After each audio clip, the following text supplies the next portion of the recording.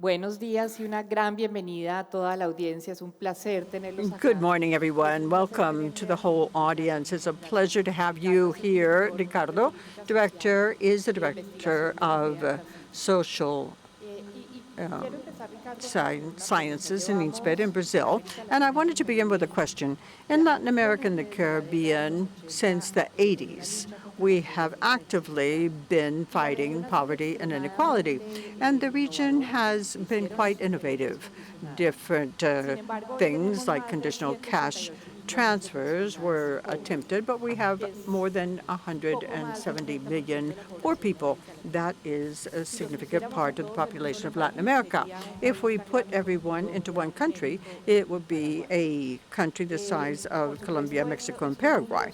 And of course, these numbers are post-pandemic. We have been controlling poverty. Once again, it's on its way down. But I wanted to ask you, will it be possible to lower poverty in a more accelerated fashion than what we have had so far, and to ask you what we have done right and what could have been done better?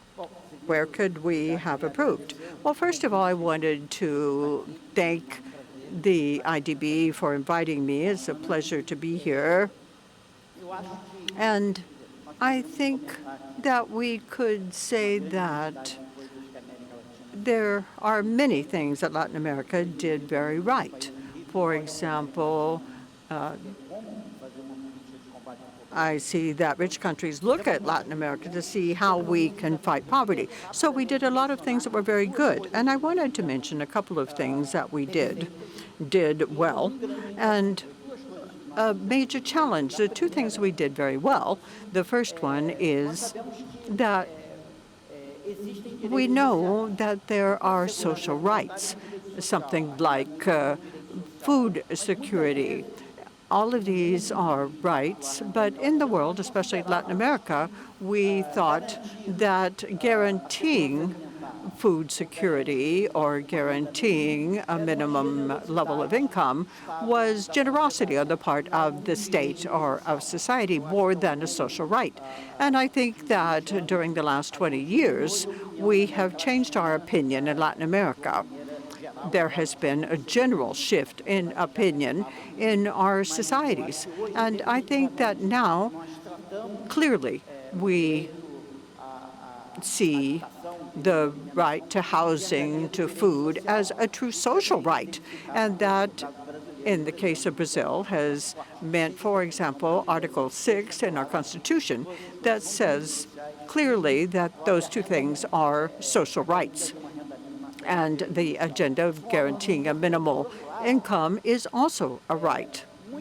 Now, a lot of the people that thought that social rights had to be universal, sometimes people would confuse universal rights with a policy of guaranteeing the universal rights. And a minimum income is a right. And the state has to guarantee that right for those that are not at the level of a minimal income. So also right to health is a universal right, but access to food security should be a universal right. For example, in Latin America, we see things like higher learning, which requires a subsidy. So we had to decide if everyone should get that support or others. So there have been major strides in Latin America, and that has been acknowledged universally. A major challenge in Latin America, and perhaps in the world too, is the guarantee of the right to work. Working is a social right, and it is possible with a macroeconomic core and with the possibility of guaranteeing the right to work, also guaranteeing the right to work for those in a position to be able to work. And in that way, young people are able to overcome poverty. Quiero detenerme en dos puntos. Primero, Thank you very much. That's all very interesting. I'd like to come back to two things. We have the social rights that have been acknowledged in constitutions in many countries. Now there's also the right to work, and very clearly in the research we see that economic growth and work have played a major role in lowering poverty rates. I also believe that there's something that we all agree on, and that is that combating poverty should be done much more efficiently. We need to be efficient fighters when it comes to that fight. 40% of those in extreme poverty are currently not on the list for those who receive poverty assistance in our countries. There's also a large amount of people who are not benefiting from social programs in our countries. It's very clear that there is a gender component in poverty and that the impact is different based on gender. You focus a lot on data, on measuring, and on experiments throughout your career as a way to be more efficient. What do countries have to do to really reach those who need them the most with poverty relief programs? And also, how can data help governments fine-tune these programs to be more effective?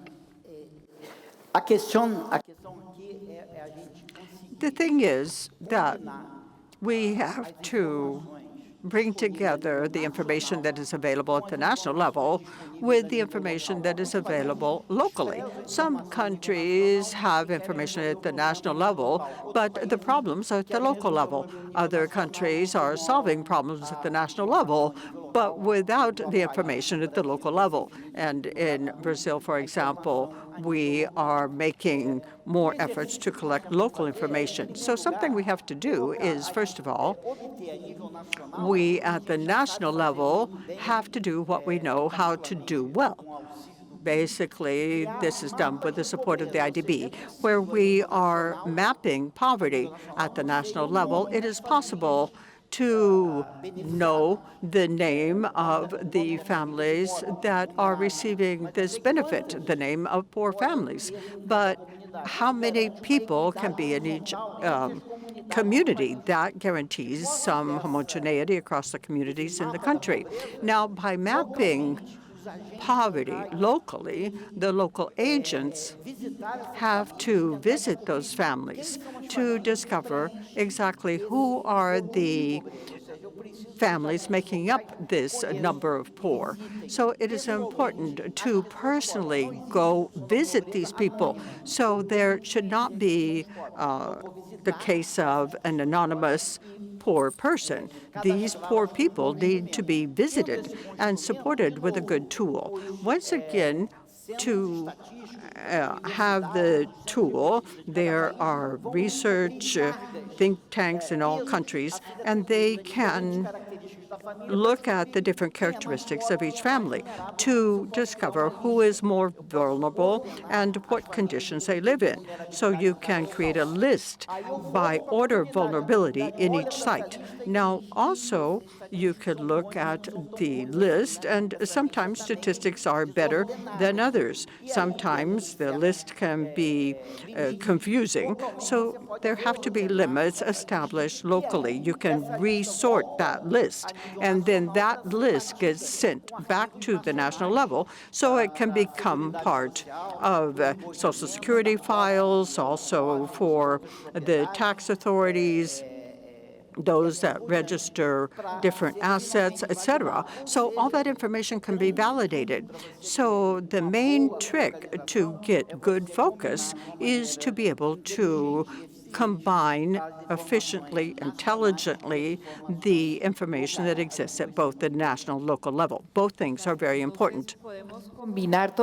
Thank you. So we can pretty much bring all of those official data together to be able to better identify those who have needs and how to better target these social programs. One other question, and I'm thinking about efficiency and also piloting different policies for poverty. When some of these initiatives started, they started as smaller programs that were then scaled up. I'm wondering, when it comes to public policy and experimentation, what is your take on what can be done and how the IDB can support these different experiments for more efficient programs? Alguns, quer dizer, nós temos muito para aprender. We have a lot to learn from ourselves. O Brasil, às vezes, Brazil, for example, has a social policy that is highly decentralized. And several countries in the region have a decentralized policy. The region as a whole has a decentralized policy. And that gives us the possibility of doing a lot of experimentation. We have municipalities, we have states, countries that are implementing differentiated policies. And sometimes we think that we have to learn from others, but the truth is we have to learn from ourselves. If you have a social policy implemented, and if the policy is being applied one place, it's being applied somewhere else too. So we are a great experimental hemisphere. We are evaluating everything that is being done across the hemisphere to see what actually does work. And here the bank is playing a major role. And it's important that we do these experiments to see what is the most effective. And it's important to share this knowledge across countries. And in effect, for example, conditional cash transfers began in Mexico, then in Brazil. Very quickly, the CCTs expanded across the region. It also was applied in Colombia and other countries too. So I think that we have this major opportunity in Latin America because we are a whole set of experiments, and this has to be documented so we can share this knowledge. Que es muy importante. Thank you very much, and it brings me something that is very important, and I'm thinking about cooperation among us as countries to help each other combat poverty and to also have this cross-fertilization of knowledge and experiences.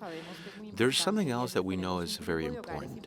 We have a group of households and individuals who are living in extreme poverty, and these are people who are mired in these different situations of poverty, while there are others who go back and forth between being living in poverty and not in poverty, and sometimes this is due to crises and economic shocks. The pandemic was a painful example of a lot of these movements back and forth between those categories. We also know that with climate change, there are going to be more economic shocks happening more frequently and having more intense impact.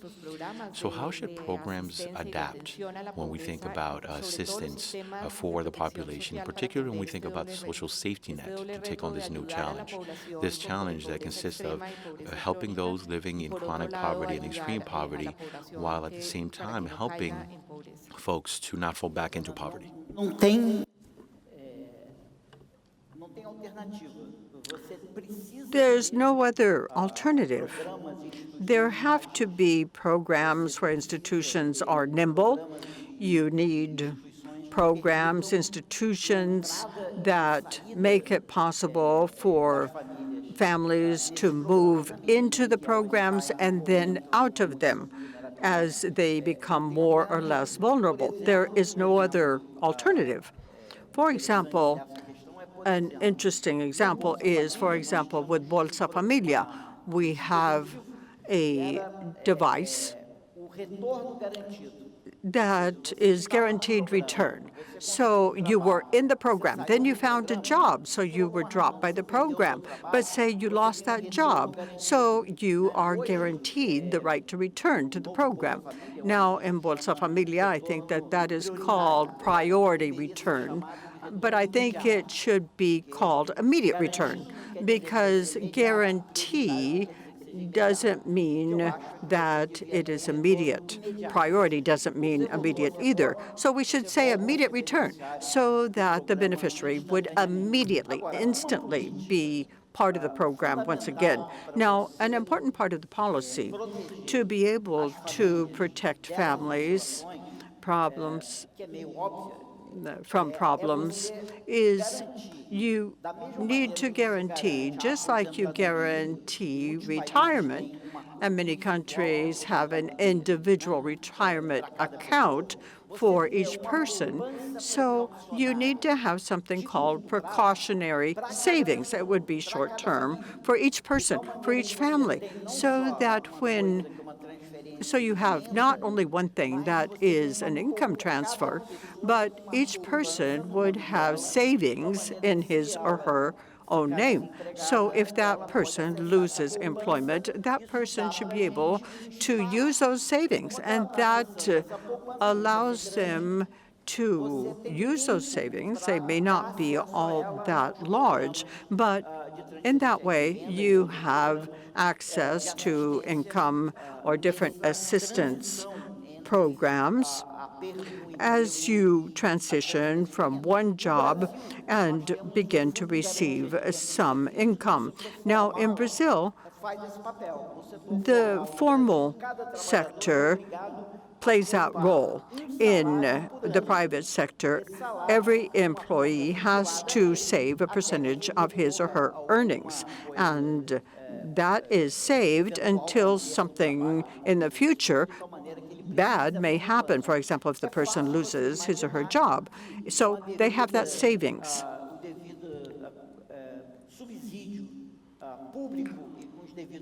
Now, you have to look at the public incentives to make certain that everyone receives not only an income transfer, not only do you have to have a conditional transfer system, but also you need to make sure that these people have compulsory savings.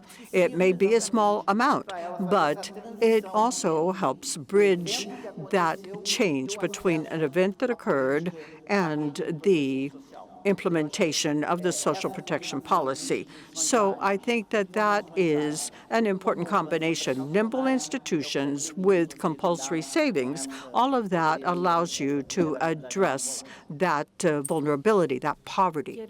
So I would like to focus now on a program that you know very well. As a matter of fact, you have made some significant contributions to it in Brazil. These are the CCT programs, the conditional cash transfers. On the one hand, the goal is to alleviate poverty, and on the other is to promote more investment in low-income households to prevent intergenerational transmission of poverty. When these programs were designed, our thought was that if we focus on demand, there would be a considerable decrease in poverty in that generation and in subsequent generations. And there was a premise here that was implicit, and that is that this would increase some more quality supply and education as one of the areas. Were we too optimistic, you think?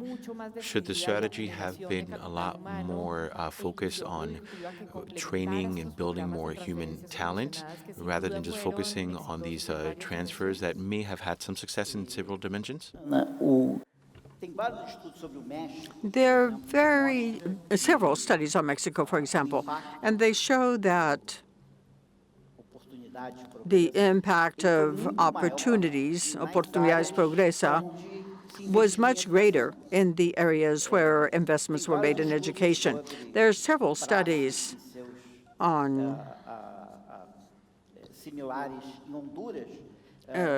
Paes, a similar program in Honduras. They combined income transfer with efforts to improve schools locally, and the resources to improve education, where those resources were applied, the impact of the program was much greater. So if we want to subsidize, if we want to encourage families to invest,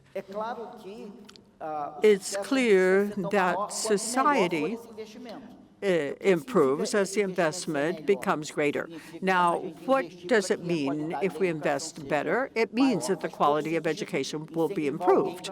But it is important to incentivize someone to make an investment, and we have to make certain that that investment is a good one. So it's not enough to have good investment, but we need to encourage people to provide investment in human capital. But for that, we need to put them in conditions where they can profit from that education. So we have to make certain that that young person is not discriminated against, that he not have some intellectual deficit.